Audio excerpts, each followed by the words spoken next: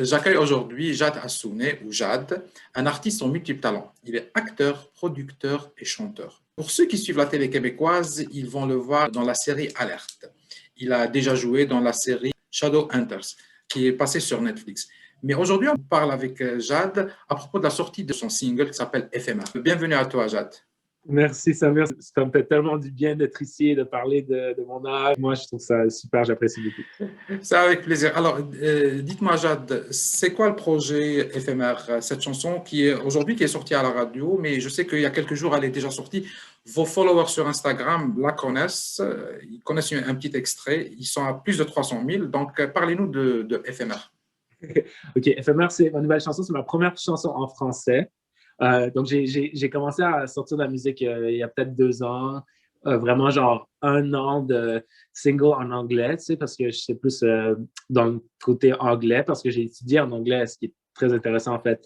Mais moi, je suis montréalais, je suis francophone à la base, mais parce que j'ai étudié en anglais, ça m'a mis dans le marché anglais, donc ce qui était super, tu sais, j'ai pu partir travailler à Hollywood et à Toronto et tout. Mais ouais, donc j'ai commencé à sortir de la musique, ce qui est quelque chose que j'ai toujours voulu faire.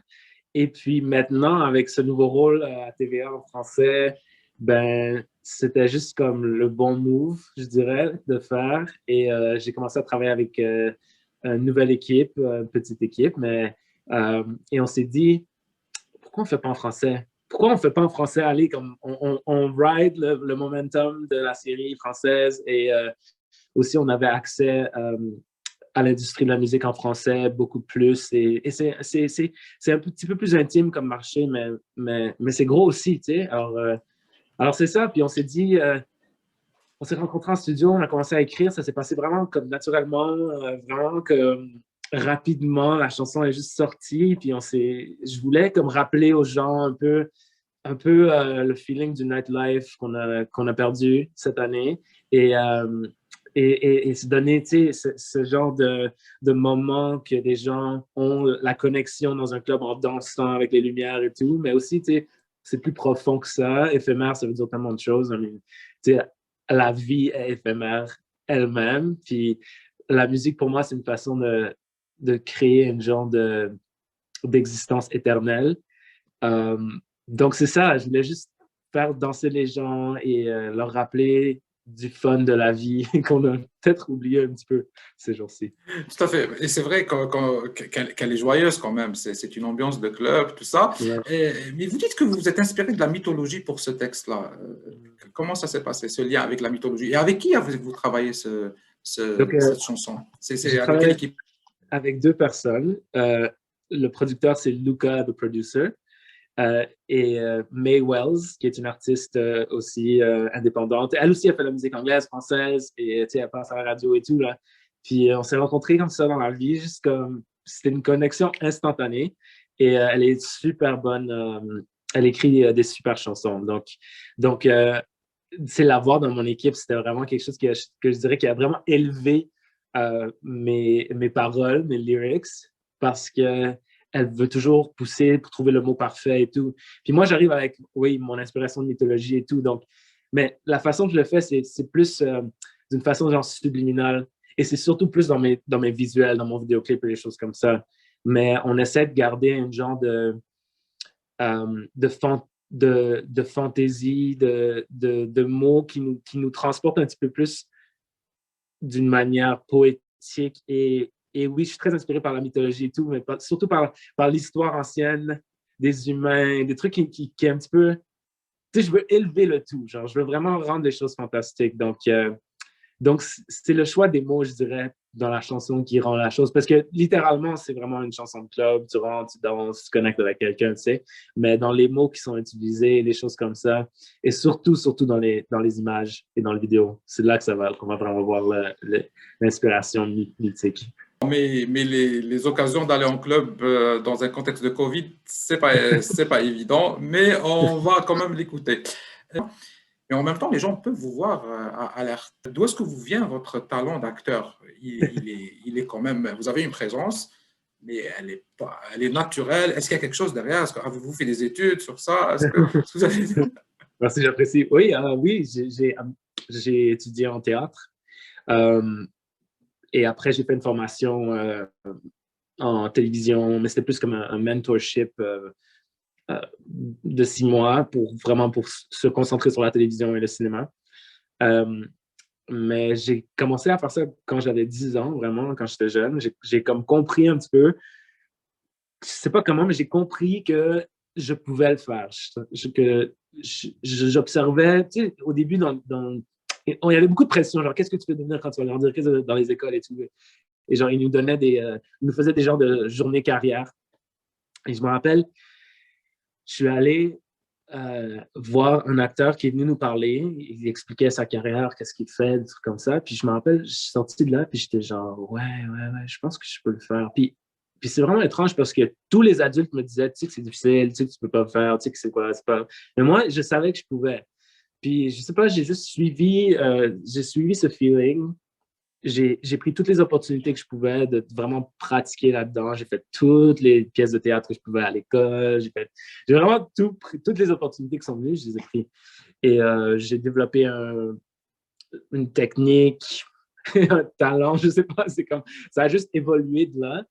Euh, mais vraiment, quand j'ai fini le secondaire, je suis arrivé au cégep, ici au Québec, cégep comme collège, à Gas. J'ai fait une technique en théâtre, acting, en anglais, même si j'étais allé à l'école en français toute ma vie. Et là, je me rappelle, j'étais comme, oh my God, ça, c'est l'école. Comme maintenant, je me sens comme je suis arrivé à l'école enfin. C'est l'école que vous aimez là. Ouais, c'était vraiment cool parce que c'était vraiment concentré. Il y avait des cours de mouvement, des cours de voix, des cours d'histoire, de théâtre, des cours de chant, des cours de création, d'improvisation. Il y avait tellement de trucs, des petites catégories, puis on s'est vraiment concentré là-dessus. Alors, j'ai pu découvrir ce que j'aimais et les années ont passé, j'ai continué à faire ça, j'ai travaillé beaucoup gratuitement, j'ai continué, je me suis trouvé un agent éventuellement, puis là, ça a juste continué. Mais ce qui est intéressant avec cette série, c'est que c'est mon premier rôle en français de toute ma vie. Et c'est mon plus gros rôle, en fait. Mais c'est drôle parce que l'industrie française et anglaise à Montréal est très divisée, très séparée. Des fois, ça traverse, mais euh, tu sais, je me suis dit que j'allais jamais travailler en français, justement à cause de ma formation. Mais tout d'un coup, ils m'ont trouvé, peut-être parce que je suis parti ailleurs, j'ai fait une carrière internationale. Les gens me disent, OK, ben, voici un acteur arabe. Tu sais, des fois, je rentrais pour des petites auditions, un truc comme ça. Puis là, ça a fonctionné, ils m'ont pris. Puis je suis vraiment content. Je suis vraiment content parce que c'est cool d'être célébré chez soi, tu sais, à Montréal. C'est super. Et dites-moi, vous êtes en train de jouer ces rôles-là. Est-ce que vous n'avez pas peur d'être cantonné dans les rôles de jeunes arabes? Non, parce que souvent, j'ai dit non à des rôles comme ça qui sont très caricatures, arabes, etc. Tu sais. Mais l'affaire, c'est que cette industrie en télévision, c'est basé sur genre les préjugés, disons. Pas les préjugés, mais vraiment les catégories de personnes. Surtout, des fois, c'est la nationalité des gens, etc., etc. Mais je me suis toujours dit, quand c'est un rôle cliché, genre arabe, terroriste, les trucs qu'on voit tout le temps, j'ai toujours dit non. J'ai même pas auditionné. J'ai toujours dit non, toujours dit non, toujours dit non. Puis quand c'est un rôle que oui, c'est une personne, c'est un humain, c'est un gars de Montréal, mais oui, il est arabe aussi d'origine, tu sais. Là, ça devient intéressant pour moi. Et là, ça me dit de quoi. Puis, parce que c'est ça que je suis. Oui, je suis né au Liban, hein, mais je suis parti quand j'étais bébé. Et j'ai pas pu nécessairement m'identifier en tant qu'arabe. Et ça m'a pris du temps à comprendre que j'étais différent des autres ici. Mais alors, j'ai jamais laissé ça comme m'affecter dans ma vie. Mais j'ai compris très vite que la télévision et tout ça, c'est vraiment catégorisé de cette manière. Parce que c'est ça, ils ont besoin d'un personnage, mais tu sais, des clichés de personnages, ça existe dans tous les sens, puis c'est comme ça que ça fonctionne. Donc, j'ai vraiment fait attention, j'ai été vraiment sélectif. Euh, et c'est cool parce que ce rôle-ci, oui, c'est un arabe, oui, ça fait un petit peu partie des préjugés que certaines personnes ont envers les gens d'ailleurs, mais c'est pas ça qui définit le personnage. Il est montréalais. En fait, il est moitié québécois dans l'histoire.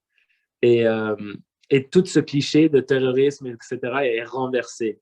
Donc, c'est vraiment intéressant. Puis, je me suis dit que que ça valait la peine de le faire, celui-là.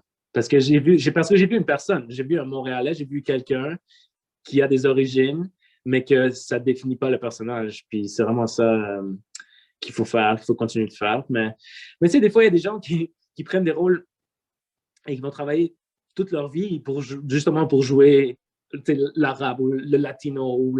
Il y a vraiment des choses comme ça des fois. Puis c'est juste un choix, en fait. Il y a des gens qui sont très conscients de ça, mais ils se disent, j'ai la job, ils m'engagent toujours pour jouer, je sais pas, l'amérindien, whatever. Puis, tu sais, ils font une carrière complète en sachant que oui, OK, c'est peut-être pas vraiment open-minded, mais qu'ils vont travailler. Mais aussi, ils savent pas vraiment où me mettre parce que souvent, j'ai remarqué, souvent du côté français aussi, c'est plutôt genre, quand je vois un personnage arabe, je sais qu'il recherche c'est un Marocain, par exemple. Mais c'est très, très différent d'un Libanais, ça n'a comme rien à voir. Mais eux, ils comprennent pas trop que c'est vraiment une grosse différence. Alors, je sais souvent quand je lis un scénario, OK, ça, ils veulent un Marocain. Comme je sais 100%. Donc, des fois, je me suis dit, ben, c'est ça qui t'arrivait pour ce personnage, en fait. C'était un Marocain à la base. Puis je me suis dit, OK, j'ai zéro l'air de Marocain. J'ai même pas l'air arabe. Comme d'habitude, les gens ne savent pas vraiment où me placer. Donc, je me suis dit, OK, je vais y aller, je vais faire l'audition, puis ils m'ont pris. Puis là, le personnage est rendu libanais. Pardon. Qu'est-ce qui vous attire le plus? Est-ce que c'est d'être acteur ou d'être chanteur? Ou les deux? Les deux, mais je vais toujours faire les deux, je suis sûr. Et, tu sais, la télé et le cinéma m'ont aidé à arriver à une période dans ma vie où je peux faire les projets que je veux et que j'ai un public, ce qui est vraiment, vraiment spécial. Euh, je vais continuer à faire de la télé, du cinéma et tout, parce que j'adore ça. Mais ce qui m'allume le plus en ce moment, c'est vraiment la musique. C'est vraiment euh, de chanter, de danser, mais surtout parce que c'est vraiment mon message, c'est vraiment mon projet. Et tu sais, quand je fais un rôle, souvent c'est l'histoire de quelqu'un d'autre. Je suis un interprète, je suis quelqu'un qui va venir conter l'histoire de quelqu'un d'autre. Ce qui est super cool et fun. Et j'adore jouer, c'est ça que j'aime. Mais en musique, c'est vraiment moi qui décide. C'est vraiment moi c'est mon monde. C'est mon C'est votre création à vous, je ma comprends. création. Mais Exact. peut-être qu'un jour, vous allez être derrière la caméra aussi. Ah ouais, c'est certain. Oui, j'ai C'est goûté à ça en fait. Tu sais, j'ai été producteur d'une série qu'on a créée avec des amis qui s'appelle That's My DJ. On en parlait tout à l'heure. Puis ça, c'était 100% indépendant. On a levé des fonds, on a tout créé. Puis j'ai joué un petit peu le rôle de producteur qui était super cool, tu sais, mais j'étais aussi l'acteur dans la série.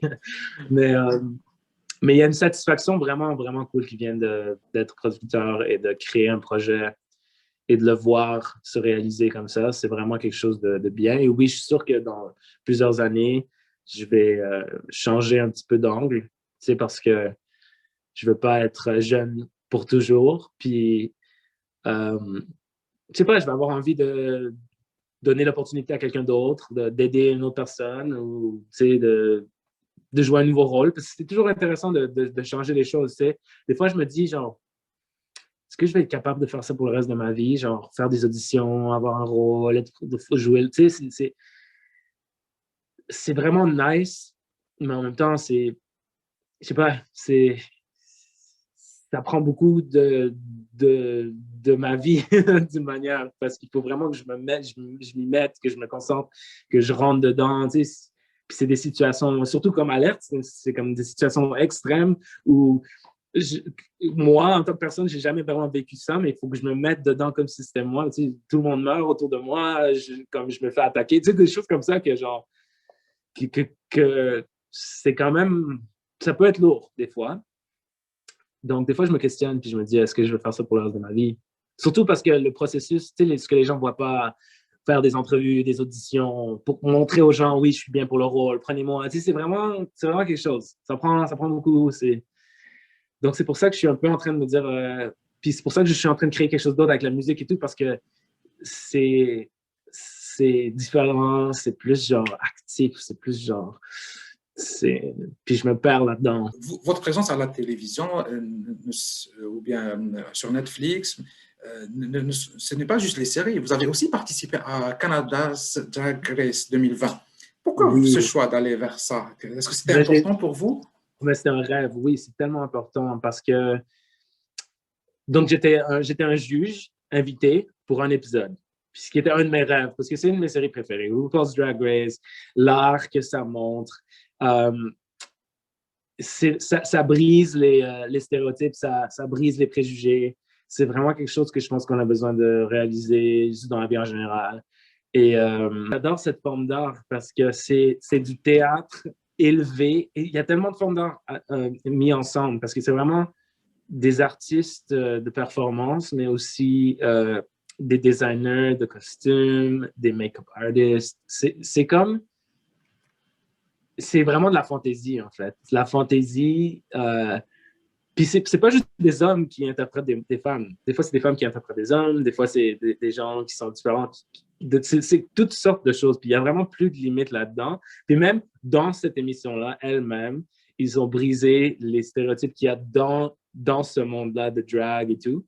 Parce que c'est tout le monde qui peut faire ça. Tout le monde peut s'habiller d'une manière qui est différente, qui nous soulève dans la fantaisie, avec les couleurs, avec la performance, avec la musique, avec l'humour. C'est vraiment quelque chose de super. Puis pour moi, c'était un rêve parce que c'est une de mes émissions préférées. Et je me suis toujours dit, OK, si j'arrive à être un guest judge à Drag Race, ça veut dire que ma carrière fonctionne. puis ça s'est passé super, super magnifiquement. Puis je suis tellement content parce que c'était avant tous les trucs, les lockdowns et tout ça. Donc, Excusez-moi, cette célébration de la différence, est-ce que ça vous cherche vous, dans votre vie personnelle? oui, absolument. Parce que on est tous différents, justement. Puis moi, j'ai jamais vraiment, je me suis jamais vraiment identifié avec les normes à la base. Même dans ma vie à moi, tu sais, j'étais pas 100% libanais, j'étais pas 100% montréalais, j'étais comme entre les deux. Tu sais, c'est comme, déjà, juste ça, c'est quelque chose. Donc, je me suis dit, OK, mais moi, je suis moi. Pourquoi je dois être quelque chose et rentrer dans une boîte que les gens me disent qu'ils sont moi ou pas moi ou whatever, tu sais, même dans les autres, tu sais, il y a la catégorie normale et là, il y a les autres catégories et tout. Même dans ceux-là, je ne fais pas. Donc, je me dis, OK, je suis juste moi. Pourquoi me mettre un label? Pourquoi me dire, OK, je suis ça, je fais partie de cette communauté, je fais partie de cette communauté? Oui, OK, on a toutes des différences. Donc, pourquoi pas juste exprimer qui nous sommes sans nous limiter à un label, quoi que ce soit, en fait. Même tout, là, hétéro, pas hétéro, tout ça. Là, comme, je trouve que ça limite, en fait, parce qu'on est des êtres beaucoup plus infinis que juste se dire, OK, je suis ça, X, Y, Z. Non, non, non, on est vraiment beaucoup plus que ça. Puis c'est comme ça que je vois la vie, moi. Donc pour moi, c'est important, oui. Et aussi, c'est important d'être moi-même d'une manière qui va inspirer d'autres jeunes à être eux-mêmes. Puis c'est difficile aussi, surtout dans la culture arabe, parce que c'est encore plus rigide, disons, ou je sais pas. Puis, puis pour moi, c'est important de pouvoir inspirer les autres jeunes à lever la tête et être qui sont sans avoir à expliquer à personne et vraiment marcher la tête haute et vraiment savoir qu'ils sont, qu'ils valent la peine d'exister. Genre, c'est tout. C'est vraiment ça le message. En C'est-à-dire fait. être ce qu'on est, tout simplement, sans chercher Ouais, ouais. à se définir ou quoi que ce soit. Jade, tout à l'heure, vous avez dit que au début de votre carrière, il y a des gens qui vous disaient que bon, ça ne valait pas le coup, ils ne vont pas vous choisir, et vous avez continué. Quel conseil pouvez-vous donner aux jeunes dans ce sens? Moi, je dirais aux jeunes que dans la vie, quand tu fonces et quand tu y vas, les opportunités vont venir. Et si tu aimes quelque chose, continue à faire cette forme d'art. Pense pas à comment ça va se passer. Fais-le pour l'amour de le faire, pour la joie que ça te donne. Continue à créer, continue à... Peu importe que ce soit le sport, whatever. Vraiment, continue à se concentrer sur ce qu'on aime et le faire et l'être. Et vraiment juste le faire et le faire. Et la vie va t'amener les opportunités. Tu vas rencontrer des gens et tu sais jamais c'est quand et c'est comment. Puis se concentrer sur le comment, je pense que euh, ça enlève le focus sur vraiment devenir meilleur dans son art, dans son talent. Et c'est un peu comme être prêt pour que quand l'opportunité arrive, tu es prêt. Tu es là. Tu es déjà en train d'être qui tu es, tu comprends? Donc, moi, j'ai juste continué à faire l'acting. J'ai continué parce que j'aimais ça, parce que c'était qui je suis. Puis en fait, j'ai rien changé. J'ai continué à faire la même chose que je faisais quand j'avais 10 ans. C'est la même chose qui a juste évolué. C'est comme une plante. Tu l'arroses, ça continue à grandir. Et un jour, l'opportunité arrive. Quelqu'un qui a besoin d'une personne comme toi te découvre Et parce vous que êtes c'est le prêt. bon Et vous moment. êtes prêt à ce moment-là. Exact. Vous, en tant qu'enfant immigrant, est-ce que vous avez eu des défis particuliers, que vous avez senti que vos défis sont un peu différents des autres qui appartiennent à la majorité? Ouais, c'est intéressant parce que j'ai pas cette perspective. J'ai jamais eu cette C'est perspective. votre vécu, tout à fait. Ouais, j'ai jamais réalisé que j'avais des handicaps, disons, genre parce que je ressemble à quelque chose ou que je viens de quelque part. J'ai jamais vraiment réalisé. Peut-être ça, c'est vraiment comment mes parents m'ont éduqué. Ils m'ont jamais fait sentir différent. Ils m'ont jamais vraiment expliqué comment on était venu et tout ça. Genre, c'était juste comme, t'es ici, Vous étiez là, vous vivez ici, tout ouais, simplement. puis j'ai vécu, puis ça m'a pris du temps à commencer à réaliser, ah ouais, il y a vraiment des gens qui s'identifient à un point où ils se mettent dans une... C'est vraiment un mindset, je te dirais, de penser que il y a des gens qui te jugent d'une manière dans ce monde et qui veulent t'enlever tes opportunités. C'est vraiment un mindset. Puis quand tu penses comme ça, ben oui, ça va t'affecter. Mais si tu penses pas comme ça du tout, que ça n'a rien à voir avec qui tu es, tes opportunités vont quand même venir, ils viennent. Et ça m'a pas affecté parce que j'ai jamais pensé que j'étais une minorité, tu comprends? J'ai juste été moi-même, j'ai fait mes choses et je savais que j'allais réussir. Point. Je vais vous poser une question très classique, mais j'aime bien la poser. C'est quoi la réussite pour vous? C'est très intéressant comme question. OK, c'est plein de choses. Mais j'ai vraiment réalisé que la réussite pour moi, c'est d'avoir un rêve, une idée qui a l'air tellement impossible et de la voir se créer, d'une idée à la réalité. Ça c'est le succès. Donc, c'est ça vraiment pour moi, genre la fortune, parce que j'ai tellement eu des rêves comme ça, surtout très spécifiques, qui ont l'air impossibles, mais qui se sont passés. Et des choses que j'ai dit aux gens, je vais être là, je vais être dans ça, je vais faire ça. Ouais, OK, oui.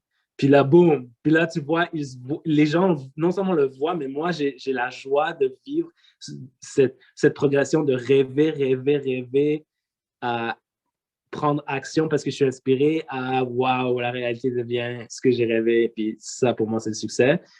Puis ça c'est dans tout. Tu sais. Comme, est-ce que le succès financier, c'est nice? Oui. Est-ce que je suis...